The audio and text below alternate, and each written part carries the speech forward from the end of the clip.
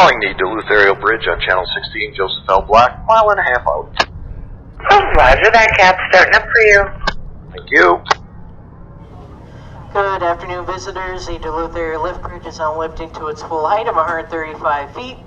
For the arrival of Joseph L. Block, the block should be arriving through the canal here in about 10 minutes or so. Once again, Duluth area lift bridge is now lifting to its full height of 135 feet. For the arrival of Joseph L. Block, and the block should be arriving through the canal here in about 10 minutes.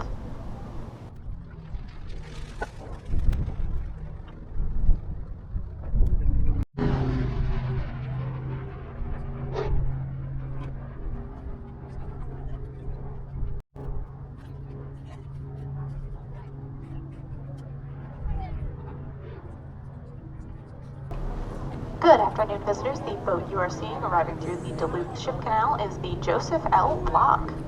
The Joseph L. Block was built in 1976 by the Bay Shipbuilding Company of Sturgeon Bay, Wisconsin.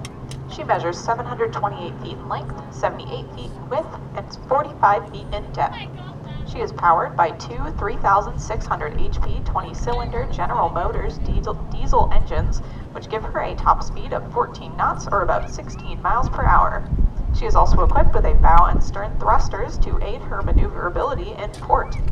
The block has 24 hatches on her deck, which open into 7 cargo holds located below deck.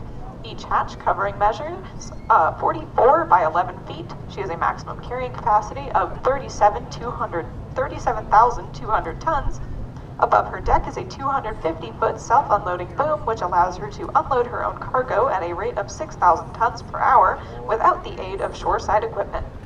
The Joseph L. Block is currently owned by Indiana Harbor Steamship Company under Cleveland Cliffs Incorporated of Cleveland, Ohio, and she's operated by Central Marine Logistics of Griffith, Indiana.